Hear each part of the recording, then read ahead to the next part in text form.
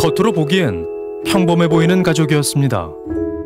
그런데 옮기고 또 이게 밖에 베란다에 뭐 쇠사슬로 애를 목을 묶어놓고 이상한 모습이었으니까 정상적인 모습이 아니었으니까. 지난 5월 한 편의점에서 목격된 만 9세 소녀의 충격적인 모습. 끔찍한 아동학대 사건이 또 발생했습니다. 9살 딸을 잔혹하게 학대했던 경남 창녕의 의붓 아버지가 오늘 구속이 됐습니다. 시어머니는 지병을 이유로 아직 조사를 받지 않았습니다. 당시 끔찍한 학대를 자행한 이로 알려진 건 아이의 의붓 아버지. 그런데 반전이 있어요? 더 나쁜 거예요. 이것은 아이를 갖다가 학대를 했는데 감형받으려는 수작이다. 창녕 아동학대 사건에 숨겨진 놀라운 비밀. 대체 누가 진실을 감추고 있는 걸까요?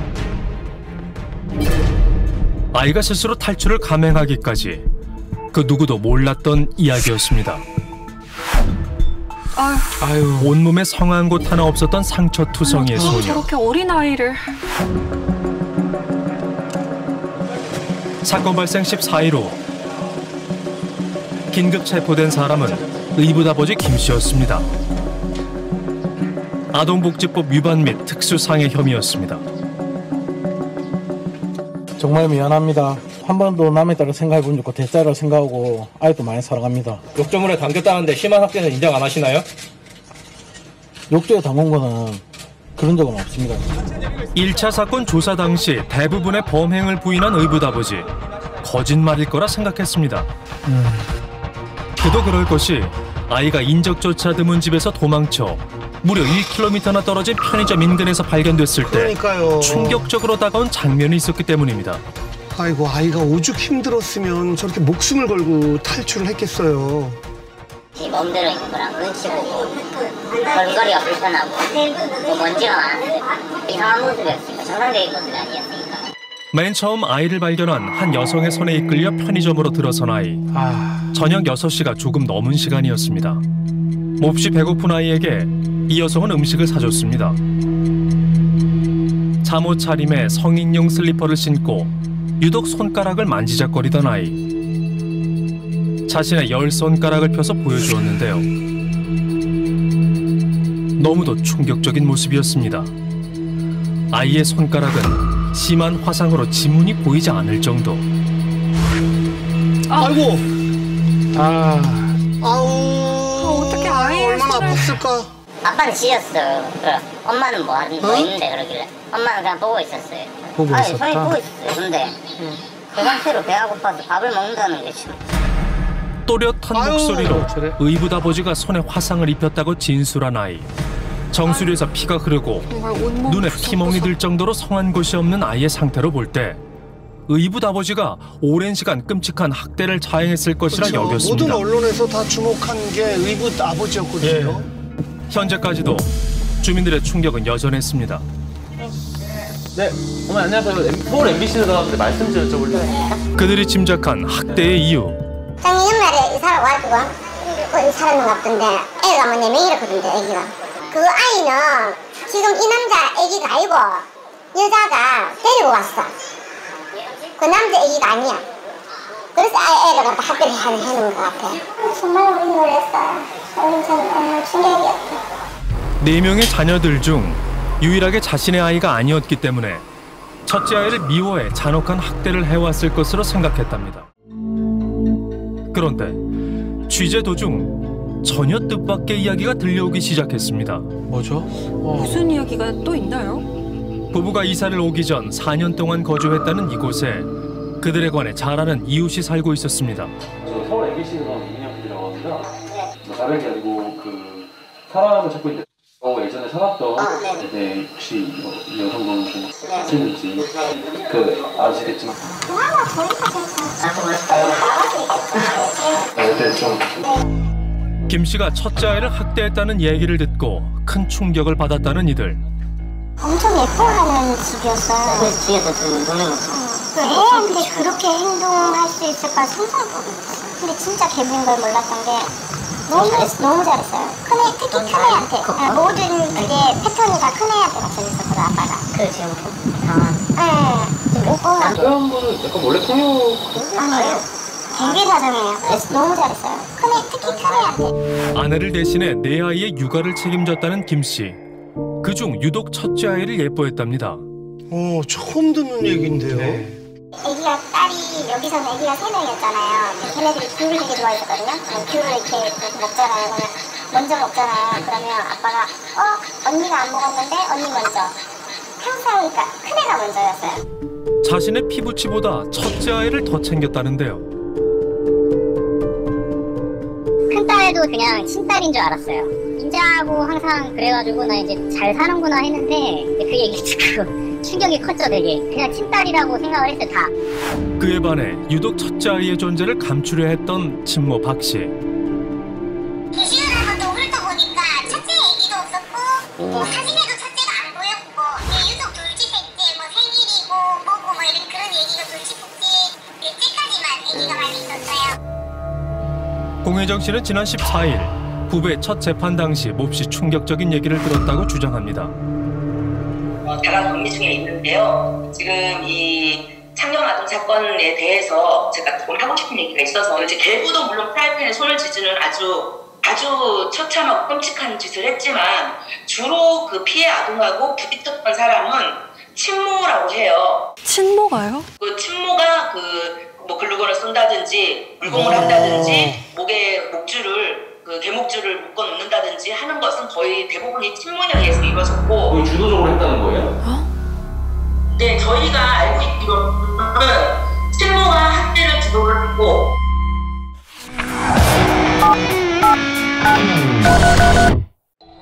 친모 박 씨를 기억하는 사람들은 그녀에게 조금 이상한 점이 있었다고 말합니다. 이제 밖에 나와도 이제 첫째를 챙긴다기보다는 둘째, 셋째를 항상 이야기를 많이 하고 그때는 조금 투명인가 지금? 애기가 그러니까 숙제 같은 게 하기 싫어서 숨겨놨는데 그거를 나중에 발견하고 나서는 그냥 말을 표현을 하더라도 진짜 죽여버리고 싶네 이렇게 표현하는.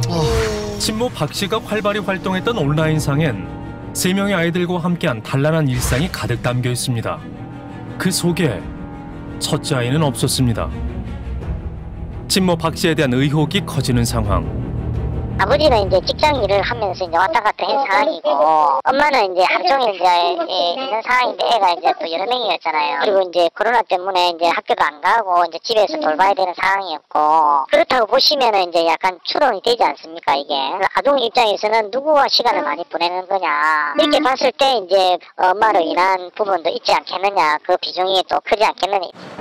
사건 발생 2달여가 흐른 지난 14일 부부의 아동학대 혐의에 관한 첫 재판이 열렸습니다.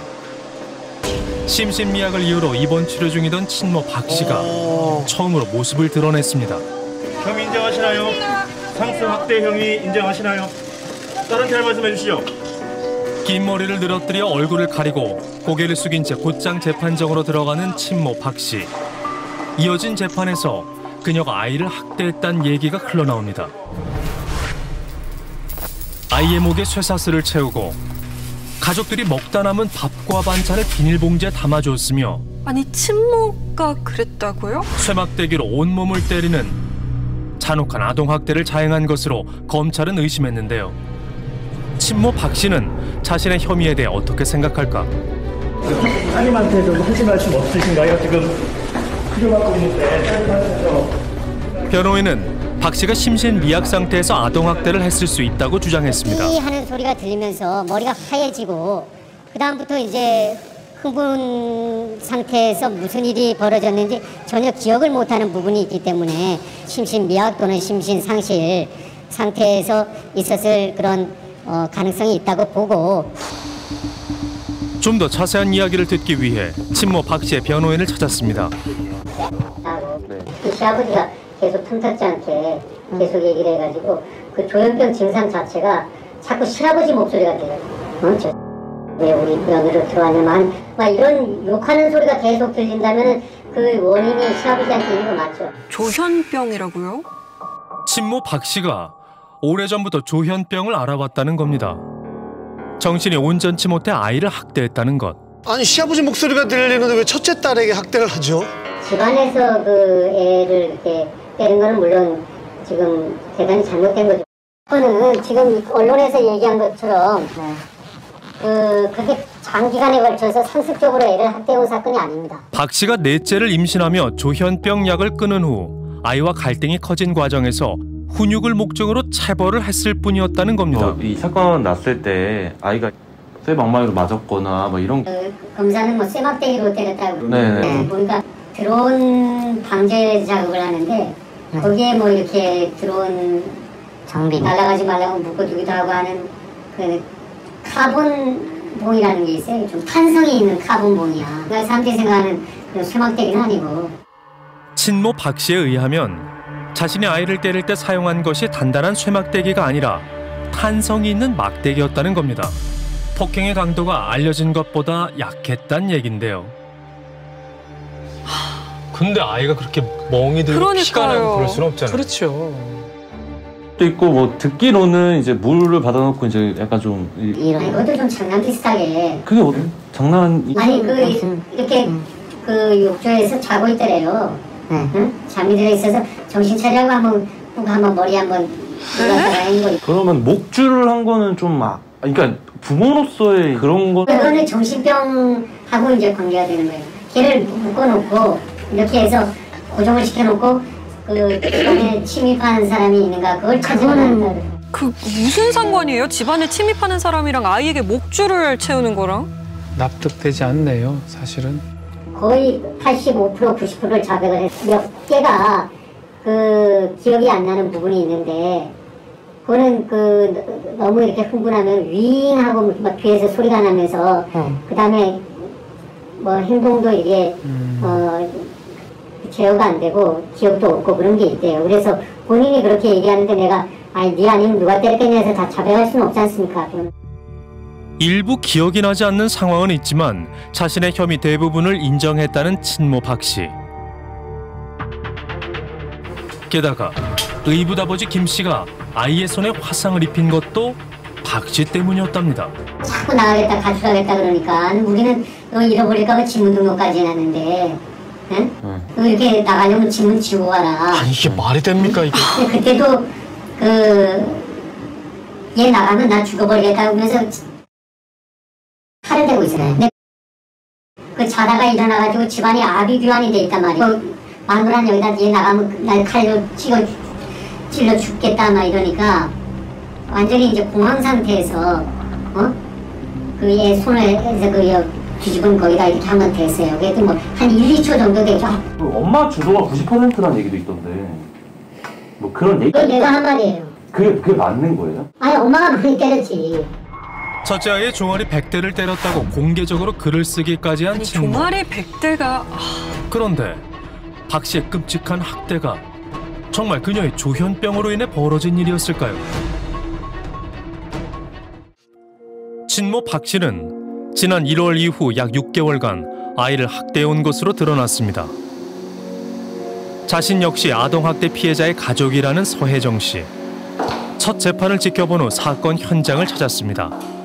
당시 아이가 끔찍한 학대를 피해 탈출하기 전 숨어 있었다는 건물 내의 물탱크실. 성인도 올라가기 힘든 곳인데. 여기 있었던 거예요? 네? 여기. 이 어둡고 좁은 공간 안에서 아이는 무려 6시간을 두려움과 싸웠을 겁니다. 심지어 손이 그렇게 불편한데도 저길 어떻게 올라갔을까요? 벌렁벌렁 가지고 아무것도 못해.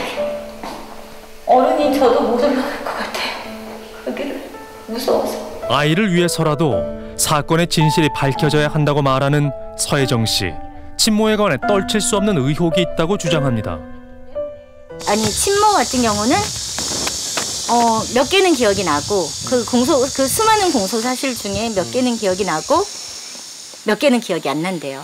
그 본인이 기억이 나는 건 어떤 거? 기억이 나는 거는 그러니까 경미한 학대 같은 경우는 기억을 하는 거예요. 가벼운 학대는 기억하지만 심한 학대를 한 기억은 잘 나지 않는다고 주장하는 친모 박 씨. 조현병 때문이었을까요? 의사분이 약간 좀 조현병 느낌의 그런 게 있다고 하는데. 그러니까 못 느꼈어요. 여기서 그냥 일반 애기 키우면서 엄마들끼리 힘드니까 조금만 뭐 해도 자주 화내거나 그런 건 있었는데 뭐 조현병까지는 못 느꼈다고 하더라고요. 더욱 의아한 것은 친모 박 씨가 공공연하게 자신이 심한 조현병을 앓고 있다고 말하고 다녔다는 점입니다. 본인이 직접요? 호흡기 환자라고 저녁에 운동이나 하자면서 동생을 만났었나 봐요. 만날 때 신랑하고 같이 나왔다더라고요. 조현병 있다고 자기 입으로 얘기를 하고 다녔었어요. 친모 박 씨를 둘러싼 끊이지 않는 의혹. 전문의는 박 씨가 보편적인 조현병 환자들과 좀 다른 점이 있다고 주장합니다. 특정 대상이 아니라 불특정 대상으로 하는 전체적인 어떤 공격성이 일어나요. 선택적인 어떤 특수한 상황에서 특수한 대상만을 상대로 반복적으로 폭력을 한다. 이거는 이해하기가 힘듭니다. 조현병과 폭력은 반드시 구분해야 된다. 4명의 아이들 중 박 씨가 학대를 일삼은 건 첫째 아이뿐이었습니다. 의붓아버지 김 씨가 구속된 후에도 줄곧 심신미약을 이유로 입원 치료를 받아온 친모 박 씨. 그 덕에 구속 수사를 피할 수 있었습니다. 친모에 대한 경찰 수사도 사건 발생 한 달 만에야 겨우 이뤄졌는데요. 그 때문에 박 씨에 대한 의혹은 또다시 제기되고 있습니다. 조현병 때문에 한 달 만에 수사를 받은 겁니다. 정신 감정을 받고 그를 제출을 하겠다라고 얘기를 했어요. 저희는 심신미약을 핑계로 해서 감형을 받으려고 하는 거 아닌가.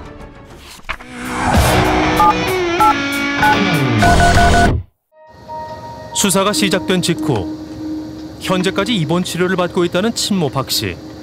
그녀의 상태를 살펴보기 위해 병원을 찾아가 봤습니다. 들어와 있어요? 예. 있는데. 잘 계세요? 아니 그때 뭐야. 집에 갔거든. 시간 보고 그러면 아무도 안 먹고. 여기 있으면 안 되네. 현재 그녀는 어떤 상태일까? 아직까지 결정난 것도 없는데 이렇게 말하기가 좀 곤란스럽다. 박 씨의 건강 상태를 확인할 길은 없었습니다.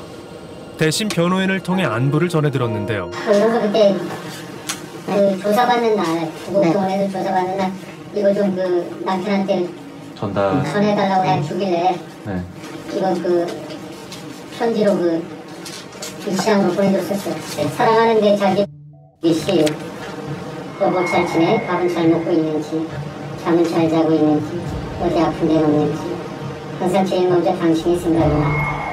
하루 24시간 중 20시간은 당신을 생각하며 당신이 준 편지를 읽고 있어. 정말 미안하지만 혹시 아직도 나를 조금이라도 사랑한다면 나를 떠나지 말아줄 수 있을까? 친모 박 씨의 편지 속에 담긴 건 남편에 대한 애틋함뿐이었습니다. 이 편지 내용만 보게 된다면 이 피해자 아이에 대한 미안함, 본인이 그런 행동을 한 것에 대한 어떤 죄책감 이런 것보다는 이 아이는 떨어내고 앞으로 당신하고 나하고 잘 살자라고 하는 그런 메시지가 담겨 있다고 봐요. 나머지 3명은 현재 남편과의 그 사이에서 낳은 아이들이고 바로 이 아이만 본인이 스트레스를 해소할 수 있는 유일한 대상이었다. 이렇게 볼 수 있는 거죠. 아이들에게 최선을 다하는 멋진 엄마가 되고 싶었단 박 씨. 그런데 왜 첫째 아이에겐 예외였던 걸까요? 고등학교 시절에 임신 사실을 알았는데 부모한테 얘기를 해도 이제 엄마 아빠가 이제 이혼을 한 상태여서 아빠도 자기한테 관심이 없고 이제 엄마도 네 알아서 네 인생 살아라 그런 거여가지고 그냥 자기 스스로 어릴 때부터 부모 사랑을 못 받았다고 그런 얘기만 하고 다녔어요. 만 17살 어린 나이에 원치 않는 임신으로 첫째 아이를 낳았다는 박 씨. 위탁 가정에 아이를 맡기긴 했어도 금세 데려와 키울 정도로 애정이 있었답니다. 그런데 왜 아이를 잔혹하게 학대하는 엄마가 돼버린 걸까? 그러니까요. 친모 박 씨가 첫 아이를 출산할 당시 도움을 줬다는 한 미혼모 단체. 이곳 관계자에 의하면 박 씨가 첫 아이에게 2가지 다른 감정을 가지고 있었을 거랍니다. 여기도 미혼모분들 계시고 저도 미혼모이기도 하지만 아이한테 양가 감정이 다 있어요. 이 아이가 내 모든 것이다. 이 아이한테 모든 걸 올인한 거잖아요. 내 엄마들이. 애를 떼낼 수가 없는 거야. 그러니까 아마 보육원에 있던 애를 찾아왔겠지. 한 가지 또 뭐가 있냐면 아주 미운 거야. 얘가 밉지. 얘 때문에 내 인생 망쳤다. 탓을 하는 걸까요? 그렇지. 가족들의 반대를 무릅쓰고 나온 자신의 소중한 아이였지만 김 씨와 화목한 가정을 만드는 데 방해물이기도 했던 첫째 아이. 그래도 그러면 안 되죠. 결국 첫째 아이에 대한 친모 박 씨의 두 가지 감정이 끔찍한 학대로 이어진 것은 아니었을까. 그로 인해 아이가 받은 상처는 너무도 깊습니다. 몸 상태는 좀 괜찮아요? 네, 지금 의사들과 치료받다 보니 부모한테 해서 분리돼서 나오는데 너무 위태 과정에서 지내는데 가장 만족하고 있어요. 아이는 친모 박 씨에 대해 어떤 생각을 가지고 있을까요? 일단 아이는 심정이 어떻게 변할지 모르는데 어쨌든 아직은 처벌 의사를 원하고 있죠. 지금 이제 위탁 가정에 갔는데 그건 이제 트라우마는 언제 발현될지 모르는 부분이라서 한참 엄마의 사랑을 받을 나이에 끔찍한 고통부터 알게 된 어린 소녀. 이제라도 아이의 아픈 상처가 조금씩 아물어가길 실화탐사대가 간절히 기원합니다.